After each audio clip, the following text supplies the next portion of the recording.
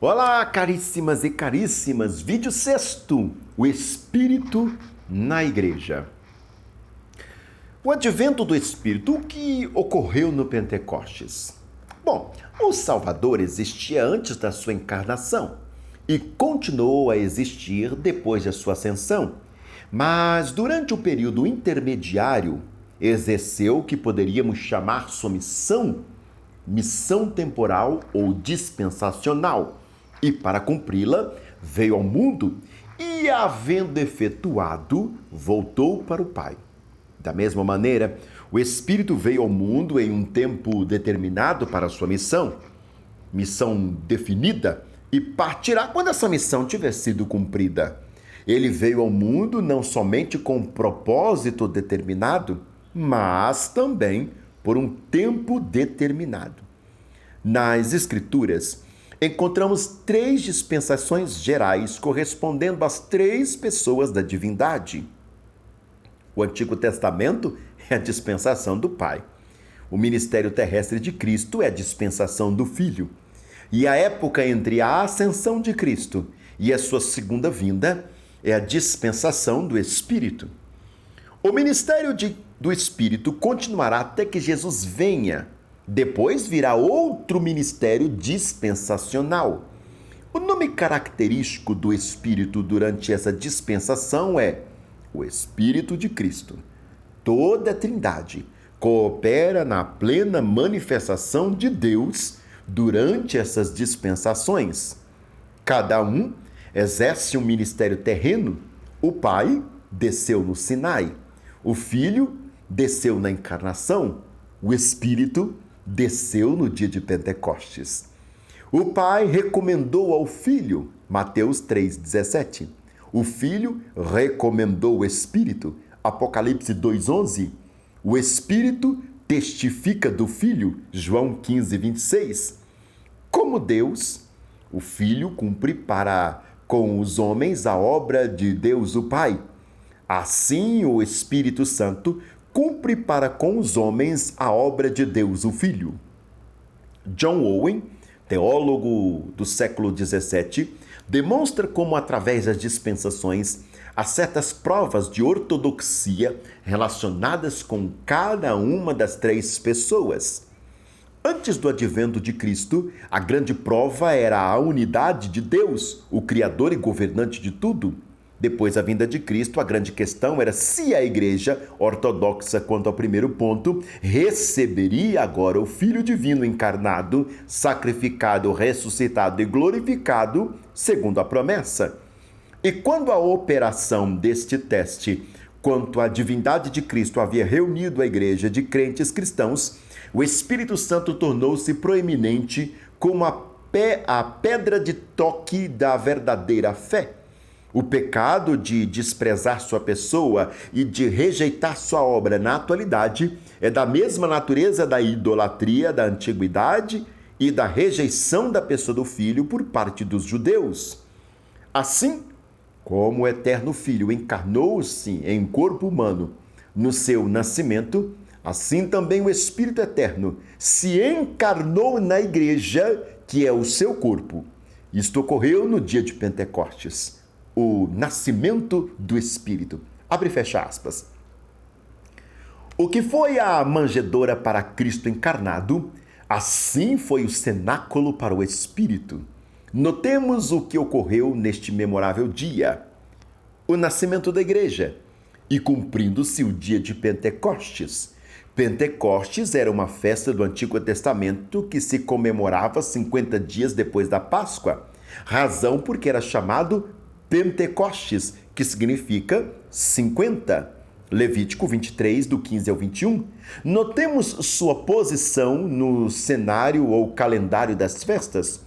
Primeiro vinha a festa da Páscoa, que comemorava a libertação de Israel do Egito, na noite em que o anjo da morte matou os primogênitos egípcios, enquanto o povo de Deus comia o cordeiro em suas casas, assinaladas com sangue. Isso é um tipo da morte de Cristo, o Cordeiro de Deus, cujo sangue nos protege do juízo de Deus. No sábado após a noite pascal, um molho de cevada previamente disposto, era cegado pelos sacerdotes e oferecido perante o Senhor como as primícias da colheita. A regra era que a primeira parte da colheita devia ser oferecida ao Senhor em reconhecimento do seu domínio e propriedade. Depois disso, o restante da colheita podia ser cegado. Isto é, um tipo de primícias dos que dormem. 1 Coríntios 15, 20. Cristo foi o primeiro a ser cegado no campo da morte e ao ascender ao Pai para nunca mais morrer. Sendo as primícias, ele é a garantia de que todos os que creem nele o seguirão na ressurreição para a vida eterna. 49 dias deviam contar-se desde a oferta deste molho movido, ou molho movido, e no 50º dia, o Pentecostes, 2 pães. Os primeiros pães feitos da nova colheita de trigo eram movidos perante Deus. Antes que se pudessem fazer pães para comer, os primeiros deviam ser oferecidos ao Senhor em reconhecimento do seu domínio sobre o mundo. Depois disso, outros pães podiam ser assados e comidos. O seguinte é o significado típico. Os 120 no cenáculo eram as primícias da igreja cristã oferecidos perante o Senhor pelo Espírito Santo 50 dias depois da ressurreição de Cristo. Era o primogênito dos milhares e milhares de igrejas que desde então têm sido estabelecidos desde os últimos 20 séculos. A evidência da glorificação de Cristo, a descida do Espírito Santo, foi um telegrama sobrenatural, por assim dizer, anunciando a chegada de Cristo à destra do Pai. Atos 2:23. O homem perguntou aos seus sobrinhos enquanto estes estudavam a sua lição de escola dominical: "Como sabem vocês que sua mãe está lá em cima?" "Eu a vi subir a escada", disse um. "Você quer dizer que a viu começar a subir?", disse o tio. "Talvez ela não tenha chegado lá e ela pode não estar lá agora, mesmo que tenha estado lá." "Eu sei que ela está lá", afirmou o menor, "porque fui ao pé da escada, chamei-a e ela me respondeu." Os discípulos sabiam que seu mestre havia ascendido porque ele lhes respondeu pelo som do céu. A consumação da obra de Cristo, o Êxodo, não se completou senão 50 dias mais tarde, quando no Sinai, Israel foi organizado como povo de Deus. Da mesma maneira, o benefício da expiação não foi consumado, no sentido pleno, até o dia de Pentecostes, quando o derramamento do Espírito Santo foi um sinal de que o sacrifício de Cristo foi aceito no céu e que o tempo de proclamar sua obra consumada havia chegado. A unção da igreja. Assim como o batismo do Senhor foi seguido por seu ministério na Galileia, assim também o batismo da igreja foi um preparatório para o ministério mundial. Um ministério não como o dele, criador de uma nova ordem de coisas, mas um de simples testemunho. Entretanto, para ser levado a cabo unicamente pelo poder do Espírito de Deus. A habitação na igreja. Depois da organização de Israel no Sinai, o Senhor desceu para morar no meio deles, sendo sua presença localizada no tabernáculo. No dia de Pentecostes, o Espírito Santo desceu para mostrar na igreja como um templo, sendo a sua presença localizada no corpo coletivo e nos cristãos individuais. O Espírito assumiu seu ofício para administrar os assuntos no reino do céu. Esse fato é reconhecido em todo o livro de Atos, por exemplo, quando Ananias e Safira mentiram ao Espírito, ou mentiram a Pedro. Em realidade, mentiram ao Espírito Santo que morava no ministério da igreja ou que morava e ministrava na igreja. o começo de uma nova dispensação. O derramamento pentecostal não foi meramente uma exposição miraculosa do poder com a intenção de despertar a atenção e convidar a que se inquirisse acerca da nova fé. Foi o princípio de uma nova dispensação, foi o advento do Espírito. Assim como a encarnação foi o advento do Filho, Deus enviou o seu Filho.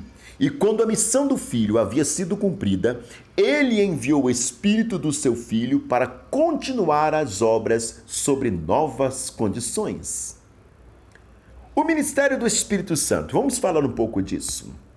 O Espírito Santo é representante de Cristo e ele está entregue, ou a ele está entregue toda a administração da igreja até a volta do Senhor Jesus. Cristo assentou-se nos céus, onde Deus, sobre todas as coisas, o constituiu como cabeça da igreja. E o Espírito desceu para começar a obra de edificar o corpo de Cristo. O propósito final do Consolador é o de aperfeiçoamento do corpo de Cristo. A crença na direção do Espírito está profundamente arraigada na igreja primitiva. Não havia nenhum aspecto da vida em que não se reconhecesse seu direito de dirigir ou em que não se sentisse o efeito de sua direção. A igreja entregou inteiramente sua vida à direção do Espírito. Ela começou a rejeitar as formas fixas de adoração, até que no fim do século a influência do Espírito começou a declinar, as práticas eclesiásticas começaram a ocupar o lugar da direção do Espírito. A direção do Espírito é reconhecida nos seguintes aspectos da vida cristã: administração. Os grandes movimentos missionários da igreja primitiva foram ordenadas e aprovadas pelo Espírito. Atos 8, 29, 10, 19, 44, 13, 2. Paulo estava consciente que todo o seu ministério era inspirado pelo Espírito Santo. Romanos 15, versos 18 e 19, em todas as suas viagens ele reconhecia a direção do Espírito Santo. Atos 6, 3, 20 e 28. A pregação. B. Os cristãos primitivos estavam acostumados a ouvir o evangelho pregado pelo Espírito Santo enviado do céu. 1 Pedro 1,12, o qual recebia com gozo do Espírito Santo. 1 Tessalonicenses 1,16, porque nosso evangelho não foi a voz somente em palavras, mas também em poder e no Espírito e em muita certeza. 1 Tessalonicenses 1,5. O pastor A.J. Gordon, já há muitos anos, faz a seguinte declaração: nossa época está perdendo seu contato com o sobrenatural. O púlpito está descendo ao nível da plataforma secular. C. Oração. Jesus, tal qual João, ensinou aos seus discípulos um modelo de oração como guia em suas petições. Porém, antes de partir, ele falou da nova classe de oração, oração em meu nome, João 16, 23, não repetindo o seu nome como uma espécie de superstição, mas sim como um modo de se aproximar de Deus, unido espiritualmente a Cristo pelo Espírito. Desse modo, oramos como se Jesus mesmo estivesse na presença de Deus. Paulo fala de orando em todo o templo com toda a oração em súplica no Espírito, Efésios 6, 18. Judas descreve os verdadeiros cristãos como orando no Espírito Santo, verso 20. Em Romanos 8, 26 e 27, lemos que o Espírito está fazendo em nós o mesmo que Cristo está fazendo por nós no céu, isto é, está intercedendo por nós, Hebreus 7, 25. Assim como na terra, Cristo ensinou aos seus discípulos como deviam orar, da mesma maneira hoje ele ensina a mesma lição por meio do Consolador ou Ajudador. Naquele tempo foi para uma forma externa, agora é por uma direção interna. D. Canto. Como resultado de ser cheios do Espírito, os crentes estarão falando entre vós em salmos e hinos e cânticos espirituais, cantando e salmodiando ao Senhor no vosso coração. Efésios 5, 18 e 19. Falando entre vós significa canto congregacional. Salmos pode se referir aos salmos do Antigo Testamento, os quais eram cantados Cânticos espirituais denotam expressões espontâneas de melodia e louvor inspirados diretamente pelo Espírito Santo. E testemunho. Na igreja primitiva não existia essa linha de separação entre o ministério e o povo leigo que hoje em dia se observa na cristandade. A igreja era governada por um grupo ou concílio de anciãos, mas o ministério de expressão pública não estava intrinsecamente ligado a eles. Ou não estava estritamente ligado a eles, seria a melhor palavra colocada aqui. A qualquer que estivesse dotado com algum dom do Espírito, que fosse profecia, ensino, sabedoria, línguas ou interpretação, lhe era permitido contribuir com a sua parte no culto. A metáfora corpo de Cristo descreve bem o funcionamento da adoração coletiva sob o controle do Espírito. Isso traz à nossa mente a cena de um grupo de membros, um após outro, contribuindo com sua função particular no ato completo da adoração, e todos igualmente dirigidos pelo mesmo poder animador. Vamos para a terceira parte desse vídeo, a ascensão do Espírito. O que é certo de Cristo é certo do Espírito.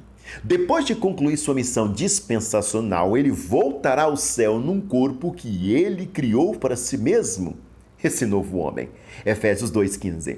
Que é a igreja, o seu corpo. A obra distintiva do Espírito é tornar deles um povo para o seu nome, o de Cristo. Atos 15,14. E quando isso for realizado e houver entrado em plenitude dos gentios, Romanos 11,25, terá lugar o arrebatamento da igreja, que nas palavras do pastor A.J. Gordon, é o Cristo terreno.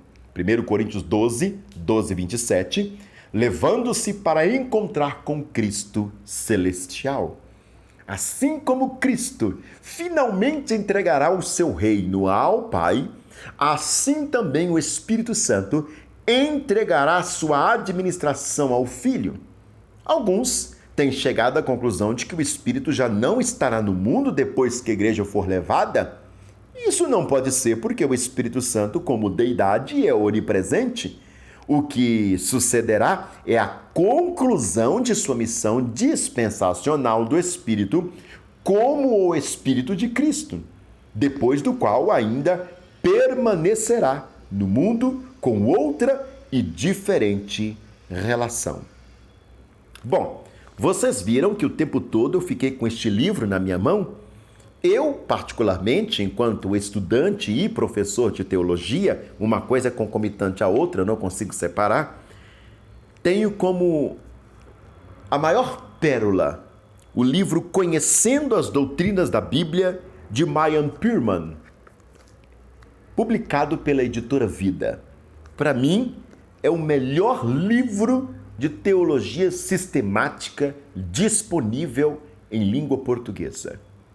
Por quê? Primeiro, a linguagem é clara, ortodoxa, simples e concomitantemente acessível.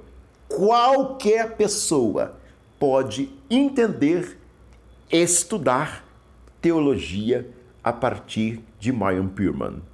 Conhecendo as Doutrinas da Bíblia é a minha referência bibliográfica de Mayan Pearman, publicado pela editora Vida. Um livro fino, deliciosamente escrito para ser deliciosamente lido. Obrigado. Se eu posso fazer um pedido, não deixe de se inscrever no nosso canal, porque mais vídeos como esse estarão disponíveis em breve. E é claro, não deixem de orar por mim. Eu preciso muito das vossas orações. Deus abençoe. Beijo no coração.